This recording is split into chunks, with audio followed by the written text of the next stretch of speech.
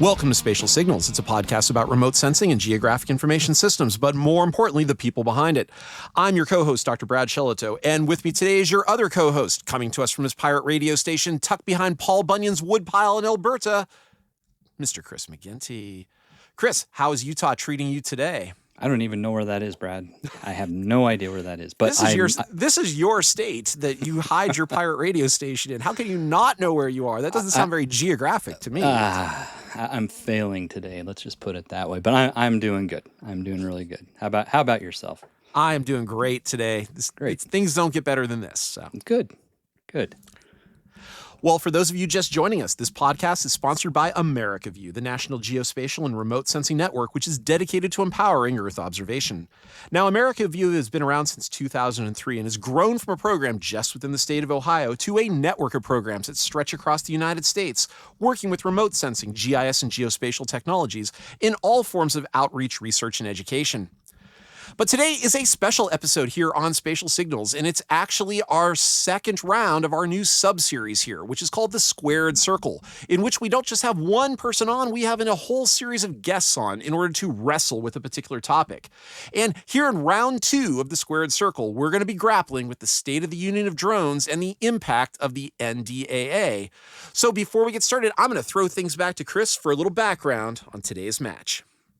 Okay, thanks, Brad. Yeah, I'm really excited for today's discussion. We're going to be talking about drones and the NDAA and just how things are the state of things within the U.S. when it comes to uncrewed unmanned aerial systems or drones.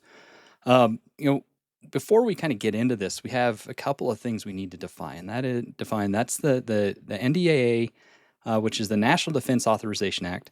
And also in with that is the American Security Drone Act. And so we didn't really talk about that too much in the title here, but it's another part of this whole component that we're going to kind of get into today. And so just by way of definition, the NDAA, the National Defense Authorization Act, really came about in about 1961. And it's Congress's yearly defense policy law. It's not appropriations for funds, but it's actually setting defense policy for the next fiscal year, and it looks at the Congress puts it together, the president signs it, becomes law, and it really authorizes programs, but again, it doesn't itself spend or appropriate money for various things. So we want to set that there. It's basically the rule book for U.S. defense and security policies for a fiscal year. So that's part one. Part two is this American Security Drone Act, and this is rather new. So this got folded into the NDAA in 2024, and it targets, security risks from certain foreign-made drones. And what does that mean? So we're going to talk about that today. But it really does a couple of significant things. Through the NDAA and the ASDA, it bans federal agencies from buying certain systems that are produced by what they call covered foreign entities. And these covered foreign entities are countries that may be hostile to the United States or may be perceived as that way. And so they're limiting these systems for security reasons. And that covers a large number of the commercial and privately available drones out there, like DJI, right? Some of these really popular brands that we see all over the place. But going back to the American Security Drone Act, that really targets these drones.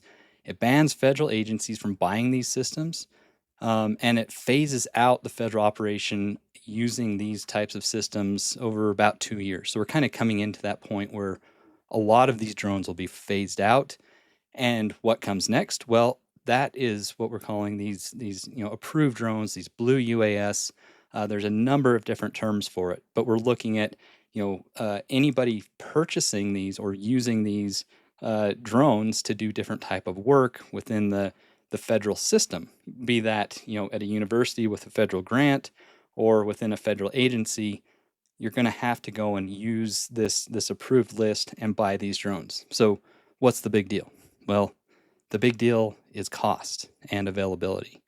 So these blue UAS or these approved drones they have to take these drones to certify them. They have to look at where they're made, what the components are, how the data is handled. There's all these things that have to go into this approval. and then DoD says, yes, it goes on our list and it's available for purchase. That also increases the cost, not just a little bit. And so you're looking at a $2,000 or $5,000 DJI drone. You're looking at $20,000, $25,000, $30,000 drone that could have done the same thing, but is now on this approved list. So across the U.S. drone space, what does that kind of mean? Well, we have a bunch of different sectors. We have education and research. We're going to hear about that today.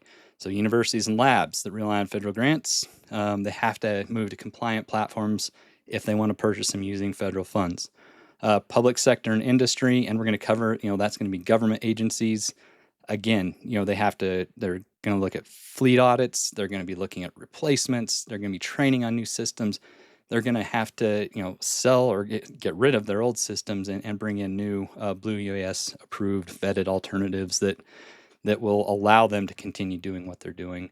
And that has, not just a national effect, but state and local effects, looking at police forces that are using drones and using federal funds to purchase those. And Florida is an example that they're limiting and restricting that you can even buy a foreign-made drone. And so there's a whole bunch of things out there. And then it gets down to the recreational and private users. And this is somebody like me who flies under Part 107 or recreational exemption.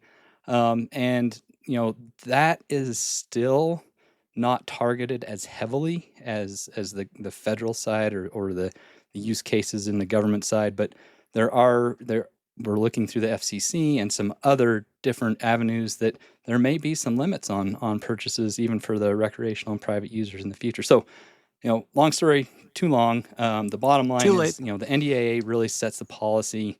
We've got the American Security Drone Act that's wrapped into that, and it's kind of the guardrails for the federal use and federally funded dollars and buying drones and shifting to using these vetted platforms. So I'll leave it at that, Brad, but that's kind of a quick rundown on a very complex topic, and our guests here today are going to tell us all about this.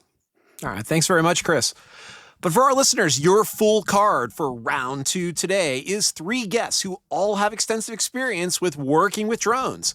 So first off is going to be Dr. Donna Delpart from the Department of Geosciences at Idaho State University. Thank you so much for joining us today, Donna. Yeah, thank you for having me. This is an exciting topic to dive into.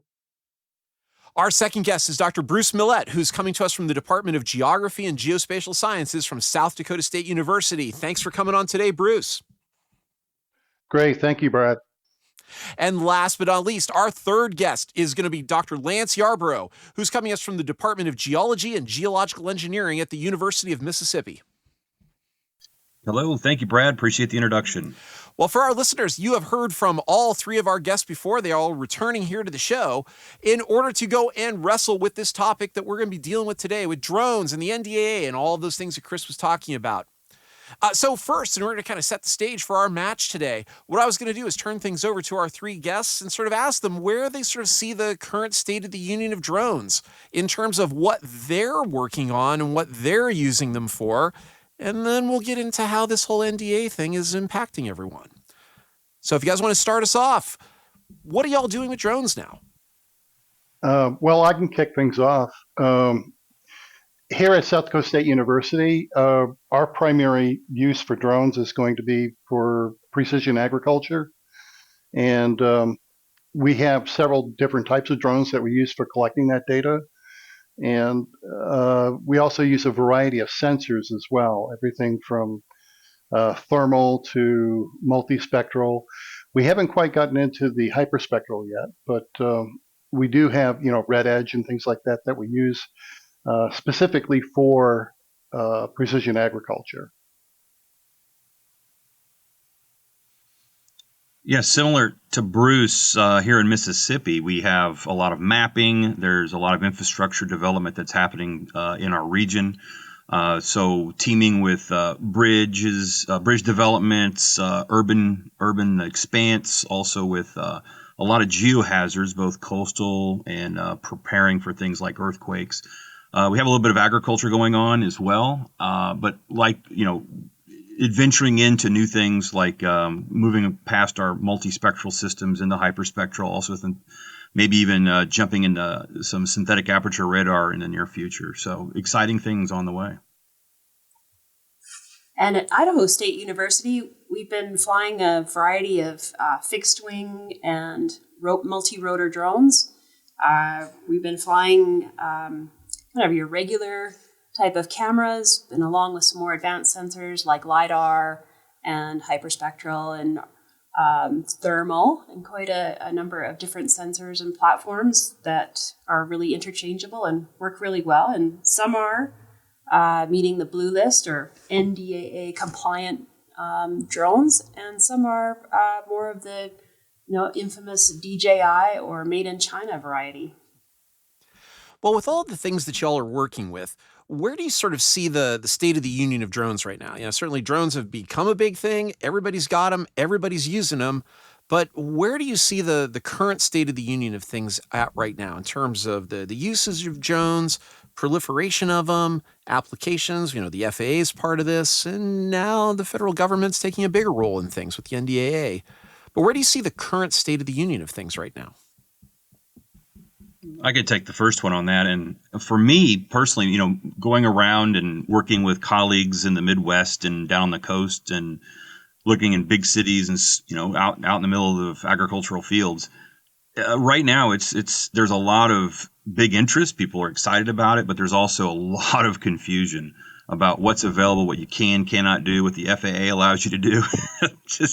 just the idea of people flying beyond sight, and most people are totally like, oh, you can't do that. No, not quite yet, unless you have a special permit. But we're getting there. So I think right now it's looking promising, but there's super amounts of interest, and then it's just getting the people to understand that there are pathways to do it legally. And that's been kind of what I've been experiencing lately.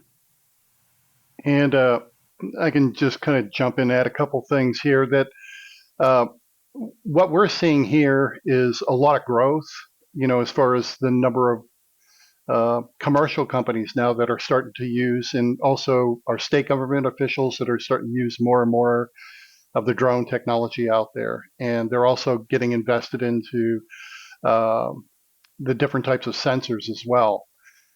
We have construction management on our campus, and they are probably one of our biggest users of drones now. And, a few years ago, we didn't even have anything like that.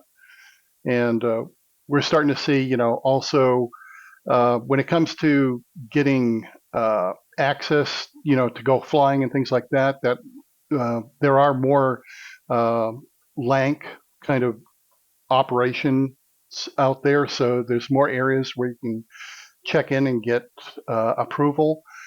Let's see. We're seeing also, the remote ID.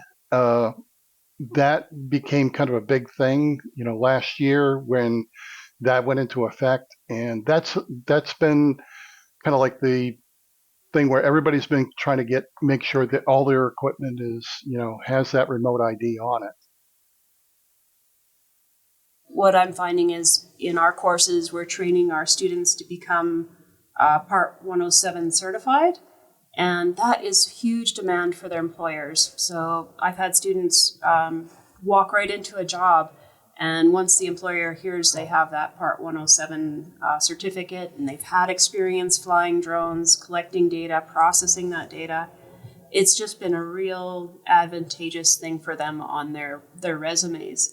And then that comes, down to this NDA type of criteria is when I have a class of 16 to 20 students, I want to, as much as possible, get their hands-on experience with drones. And, using DJI drones or, other kind of foreign-made drones, they're often a lot less expensive and easy to operate for students to learn on. So comparing buying a few, $500 to $2,000 drones compared to, starting at some comparable drones are starting at $15,000 to $20,000.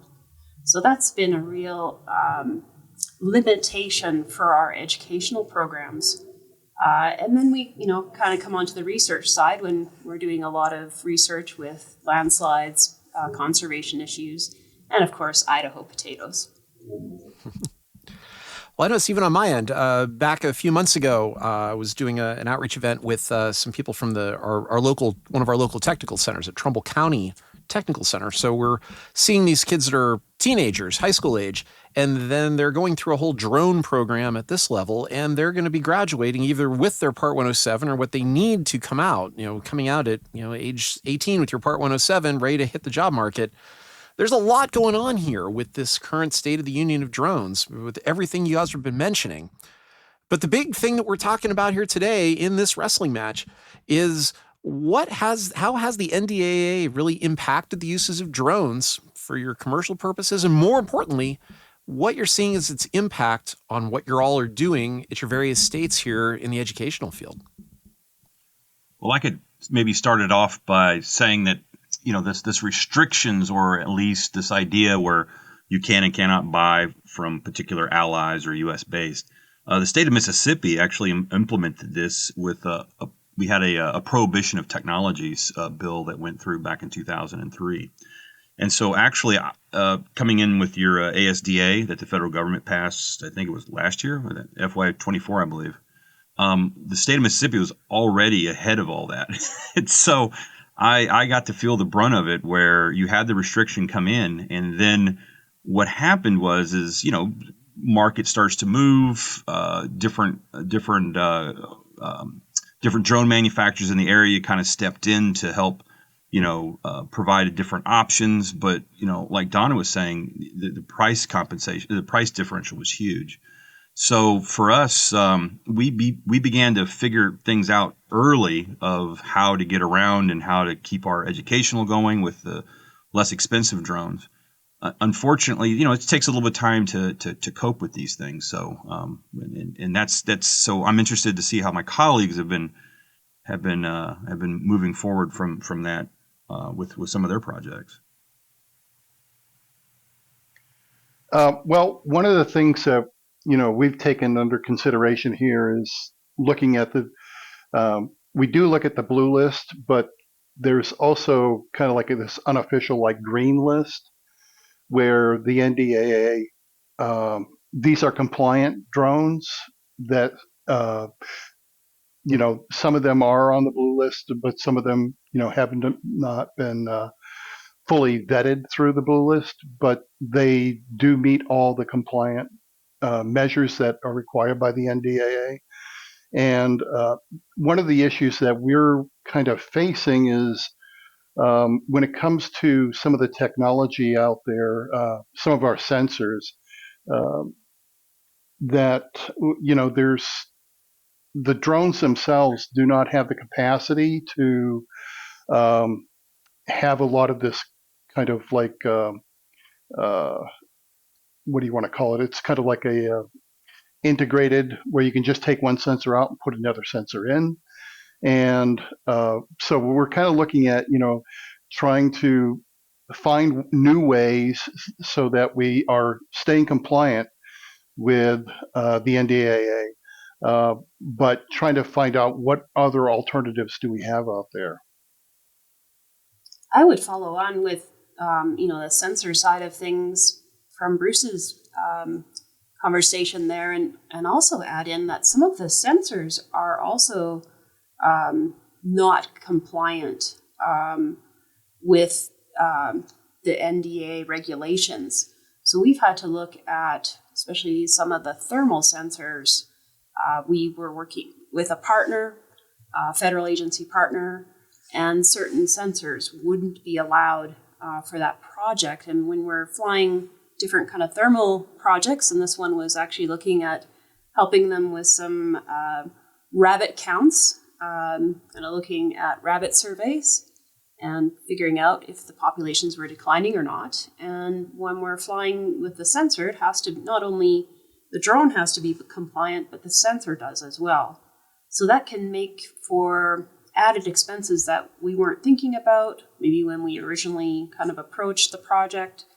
And then, as Bruce was mentioning, some sensors are too large to fit on drones that we might have that are compliant or blue list.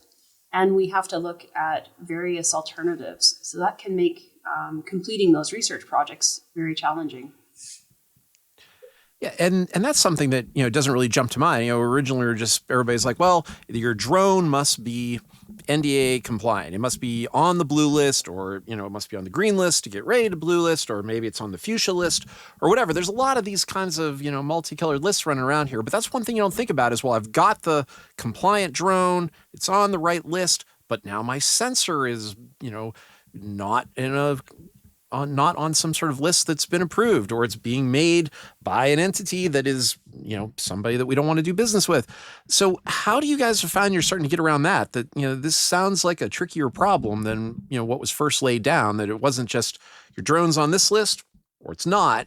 Now there's all these other moving parts going on. How's that been affecting what you're working with?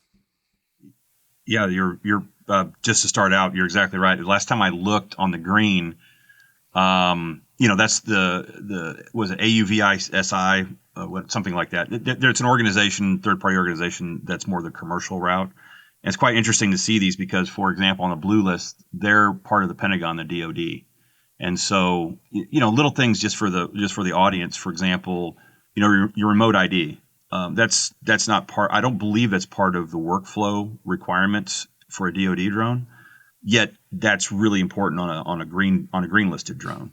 So there's all these different frameworks to look at. And if I'm not mistaken, I think there's like one European thermal sensor on the green list. Oh my gosh. Yeah. So and that then has to connect to your drone, one of Donna's drones, I believe. So, but then there's other thermal drones, as you're getting back to your question, where it's just a componentized. It's the sensors on the drone itself. There's no way to remove it. So now you're sitting here with a, $13,000 drone that has an integrated, thermal sensor, and you're basically bought into that on the green list. And then if you want to change it, well, now you can't. You've got to go up to a completely different airframe or something like that. So there should be like a cyan list that's sort of, it's part green, it's part blue, to settle these kinds of lists out here. So how are you guys grappling with this? Say you get the blue drone, but then you have the green sensor, and then something else comes up. What are y'all finding that you're doing, especially when it comes to budgeting for these things? After all, we hear about NDAA compliance, but what's that really mean about how it's impacting the drone world and how it's impacting particularly what you guys are doing out there with UAS? I could maybe take a start at that. So I've actually gone through a process with federal agencies actually filling in NDAA compliance forms, and started that process with getting a form from the agency to fill in for my NDAA compliant drone that I use that's made in Germany. And then, submitted that, and that's already kind of on their internal list as being NDAA compliant. So I was lucky in that regard that it wasn't a problem kind of getting that drone approved for use with our landslide project, looking at flying LiDAR for landslides. So that has been one process, is kind of digging into the paperwork side of things and finding solutions that way. So I think it's great. I want to add on to that. So while Donna and Bruce and the rest of us were still in the wild west of drones, and Lance was already operating under whatever Mississippi had brought to bear, which I think is great. I'm great that there, at least Lance can lead the charge here, and maybe you can talk a little to this, Lance. But if the most capable and affordable drone for some study is on the covered list or the compliant list, should federally funded researchers prioritize NDAA and ASDA compliance over scientific rigor and access, or do you think there should be waivers? And if there are waivers, and the government would settle on some sort of a waiver, especially in research and education, what would those look like, and who should decide? And I'm leading this because this is something that Virginia Tech has talked about, and Dr. John McGee, and I'm interested in actually from all three of you. But Lance, maybe you could talk a little bit about that. Oh, yeah, great. And to carry on what Don was saying, yeah, it's kind of right now. People are, they know where they need to go. They have their missions, especially in the military, and we have to be compliant and move forward with it. But there's also a bit of, as you get down and start talking to people in the compliance areas, there's so many aspects to this. So there's not only the airframe, but as you mentioned before, there's the data integrity. There is the communication. What does your ground control system look like? And so, speaking to the right person, like for example, I had a job just recently with DoD, and everybody, operations said go for it. All of our data people said go for it. Everything said, yeah, that's fantastic. We'd love for you to fly the area with that particular sensor. And then when they did a quick check, there was one little thing that wasn't quite right. And so there's a way to get around it, but you have to kind of keep knocking on doors because people are kind of gun shy, so to speak, about approving some of these things. So that's kind of like what Don is saying. You have to know the right person with the right paperwork, and just have to dive in. And even with the executive order that we have, what was it, back in June, where things that are on the green list can now be on the blue list, and so that's great. But talking to my people in the industry, there's still a pathway that needs to be defined, even though the current administration has basically painted a vivid line between those two lists. There's still a discussion and argument, and the two organizations are apparently working well together to define what that pathway is, but it's just going to take some time. Sure, I think that's I think that's a great description of kind of what you're seeing. I'm interested also, and I think maybe Bruce, you could talk a little bit about this, but also Donna, with you using many different sensors, multispectral or hyperspectral, head wall sensors, whatever it is you're employing. And I want to go back to what you both, Donna and Lance, said, and there's this whole data continuity thing. So I don't remember when we got our first drone at Utah State. It was years ago, DJI S1000, ages ago. You take that data now compared to what we're collecting with new UAS, and it's even difficult to crosswalk those two. So now you're looking at non-compliant drones, non-compliant sensors. You're getting all these different mixed I wouldn't say they're mixed all the time, but they can be mixed. But how do you guys follow and produce data continuity when you have so many things that are changing? Or are your methods just changing to adapt, and you're making new predictions and new assessments with that data? I'm curious, from all three of you, what you're seeing with this, the whole data continuity because of NDAA rules. Well, we've kind of what do I want to say? We've kind of saw this coming down the road, so we were always kind of like making plans. And a lot of the stuff that we do with precision agriculture, um, in reality, it's not going to be impacted as much through the NDAA. It's mainly for us. It's going to be finding the drone with the sensor and the data that we collect. We're primarily collecting uh, the same data that we would otherwise. It's just mainly, and the word I was looking for was turnkey. When it comes to some of these systems out there, is to try to, you know, find a manufacturer and somebody who has, potentially sensors that match up with it when we go to purchase a drone, so that we have that flexibility that's built in there. When we, if we just bought a drone that already had some stuff on there, it had a built-in camera, that's not going to be something that we can use later on. So we basically have tried to avoid with that. And the other thing that we've noticed out there is that there are the drone platforms, the drone companies, and China, with DJI, they probably I'm guessing here, over 50% of the market.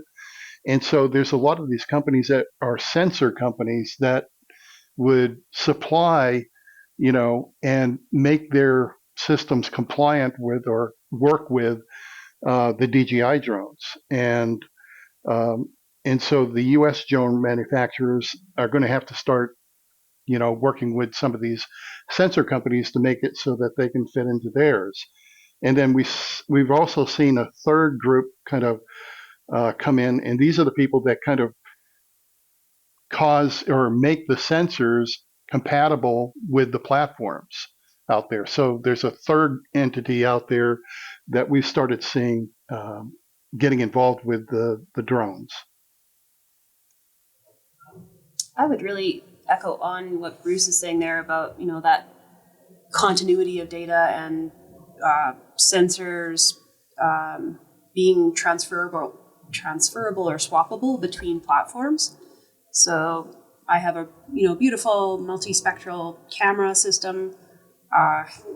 Initially deployed it on my DJI drone. The DJI drone integrated, beautifully, easy to trigger, easy to launch, easy to have it go and collect data. When I want to transfer that onto my blue list or compliant drone, now the triggering mechanism is not compatible. I have to put an automated timer on or visit my colleagues in College of Technology here and get them to make a trigger for me so that I can trigger my device. So that has, raised some issues about, how can I take these different sensors, swap them across platforms, make them compatible and work in case maybe sometimes they aren't made to be integrated with a Blue List platform. So that has been a challenge. And as far as, going back in time we often refly the same area year after year after year for some of our ongoing sagebrush restoration studies. And, we've just had to be really careful from the start about being very careful about being able to calibrate reflectance values across so that it'll be consistent and comparable between different scenes from different years. But, sensors change and maybe the band combination switches up a bit. So those are some definite challenges we have to address.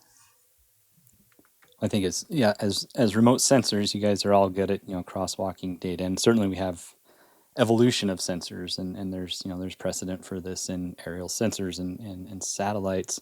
So Donna hasn't quite gotten down to duct taping things together, but you definitely have seen where you have one small component that's non-compliant and ultimately it makes everything non-compliant until you change that component up. I think that's that's really critical, and it really kind of comes back to that cost and also then the training. And I would be interested from all three of you, and maybe we can start with Lance, but you've been using some approved UAS for a long time, but you have to, I would imagine, focus at least some of your time and effort on retraining and getting your operators to learn new systems or understand new things. But has that been an issue of just repeatedly having to continue to learn, or is it just like Bruce said, does it become kind of turnkey and they're similar enough that it doesn't take that much extra effort?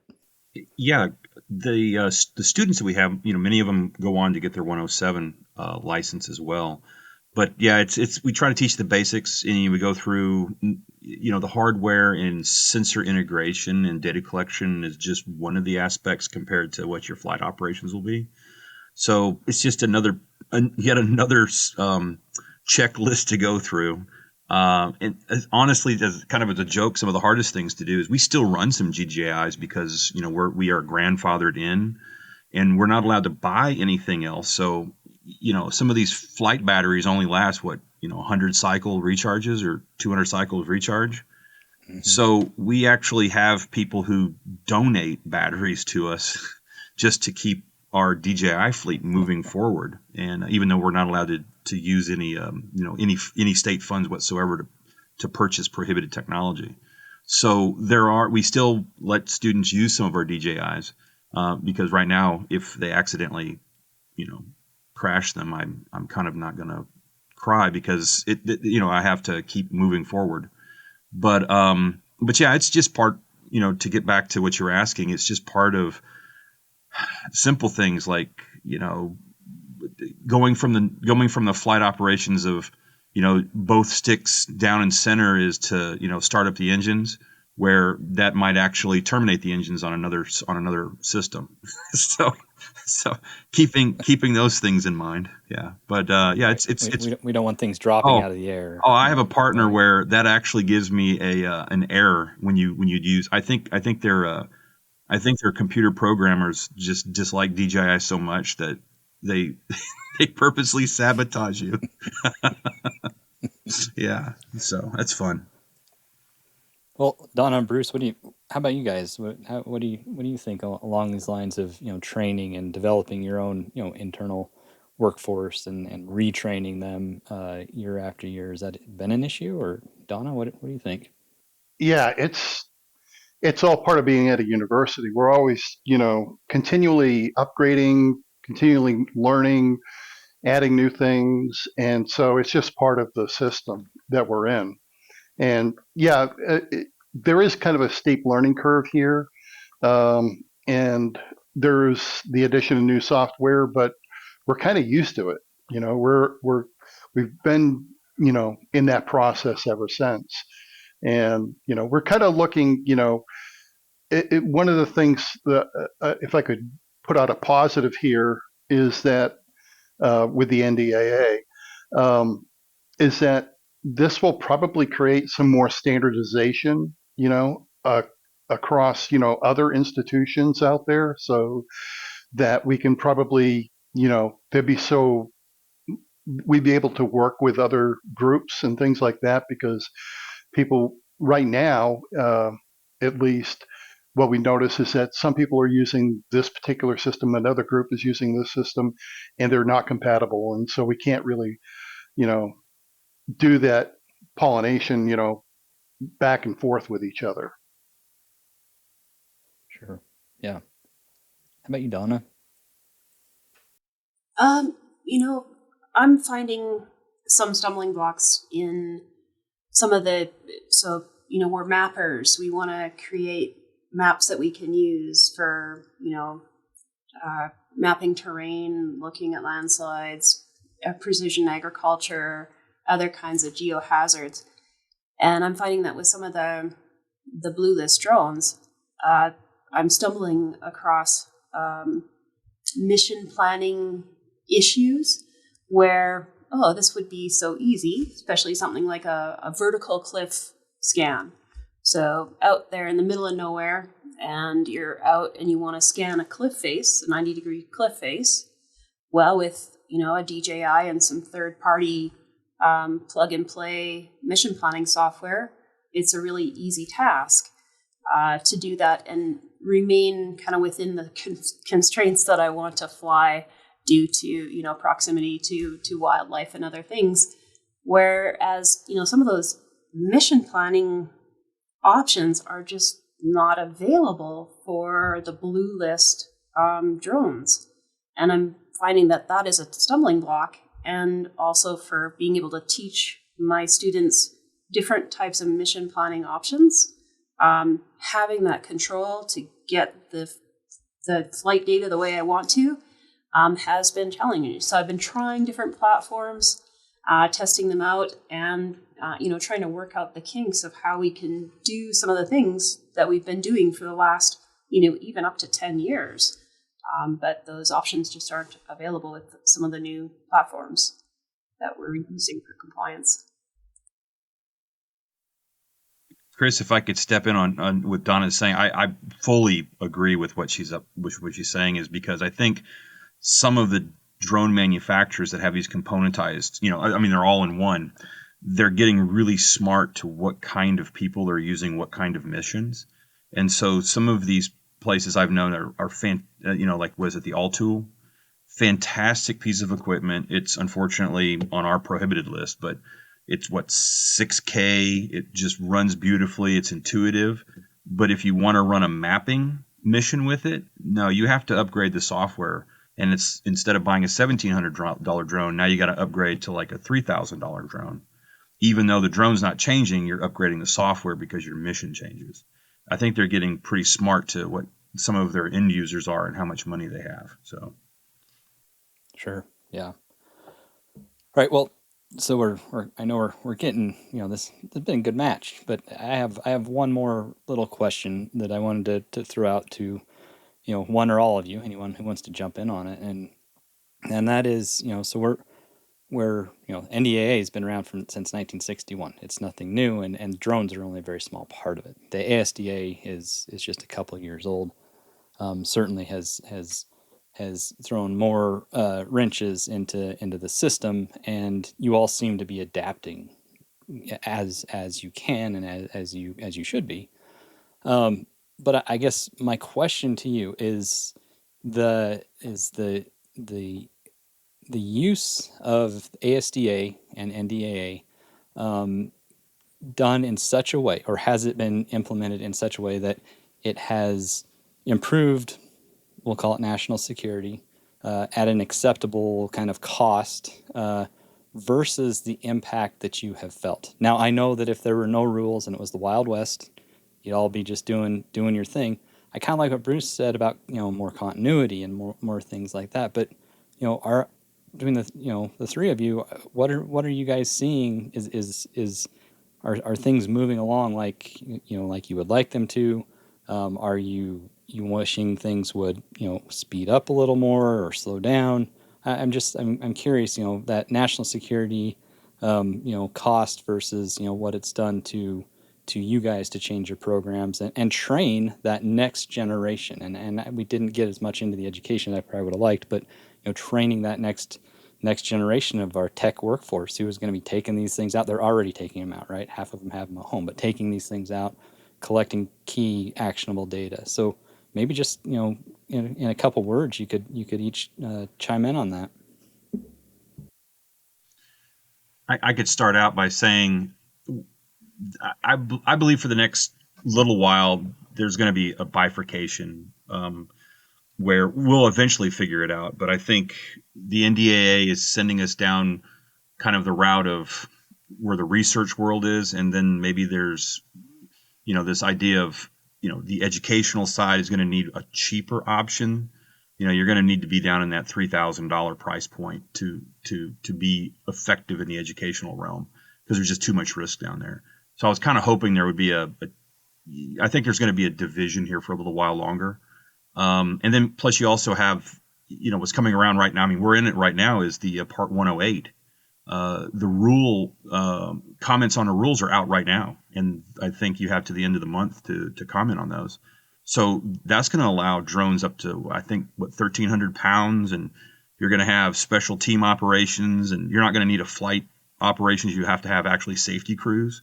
And so there's a whole nother world coming around that we're going to have to teach, more things about what national airspace is and what security is. So, yeah, I think it draws more of a focus on it, but I think there's going to be a lot more growth pains that we're going to have for the next couple of years.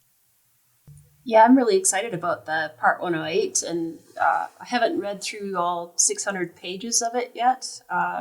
But flying beyond visual line of sight, I think, is going to be a real game changer for the industry, and I think that's going to be something exciting. And as Lance was mentioning, training the next generation workforce on being adherent to those guidelines. For the classroom, I know some of my colleagues are, going out right now and buying low-cost drones that are available on the market for now so that they can use them for training in their courses, and buying spare batteries and kind of pre-preparing for the advent of some of these lower-cost drones being unavailable. I know there is a deadline on December 31st that if Homeland Security or another security agency reviews DJI drones and comes to a different conclusion, maybe the ban will be lifted. I think the hope for that is pretty remote, but we'll have to see at the end of the year what happens with that. And I think there's going to be pushback from the wider commercial world about having access to those drones. And certainly for me, participating with some colleagues, visiting some colleagues this summer in Europe, they have access to drones now that I don't. And so we were out flying some drones, and they were showing me some of the latest technologies with these drones that we don't have available. So there's going to be concern too about, are we going to fall behind not having access to some of this advanced technology? Or maybe this is going to be a real push to really jumpstart the UAS drone capabilities and hopefully build some drones at lower price point. Yeah, and I'd like to follow up with that, Donna, that the kind of thing that we're looking at right now is, particularly like with the technology and the sensors, is, we're kind of have this positive view where we're looking at, there's going to be more miniaturization, integration with the systems will become better there's going to be a boost here because we're going to be forced to buy the American-built, U.S.-built drone platforms. And, the problem that I can see right now with those guys is that they're going to have a hard time, keeping up with supply because all these people are going to be jumping on board. The other thing that we're kind of looking at as kind of a more positive thing is that when it comes to things like edge computing, using artificial intelligence and machine learning, that the drones themselves will now start integrating more of this technology in there instead of just being a camera platform out there. So we're trying to stay positive about it and look forward to a lot of these things coming down the road. And with that, I see that the ref has given us the 3 count and is ringing the bell, putting an end to our match today. But I want to say thank you to everybody for joining us here. Donna, Lance, Bruce, thank you so much for coming here to wrestle with the topics here today and share this whole wrestling match today within the squared circle.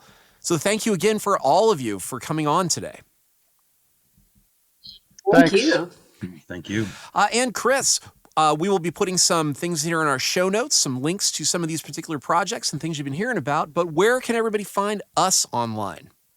Sure. Yeah, and we will put a lot of good information in. There's all sorts of stuff out there. And for those of you, I did want to put in the caveat that we mentioned 107, Part 107. That's FAA Part 107, and you can go learn about that. And that's really flying under the FAA regulations. And we'll put some links to that as well. But if you want to find America View online, you can certainly go to our Substack and look for Spatial Signals. And if you haven't already subscribed, although you're listening, we hope you have, you can subscribe there. Or head over to americaview.org. All our social media handles are at AmericaView. And also you can head over to YouTube and check out some of the great content there, Brad.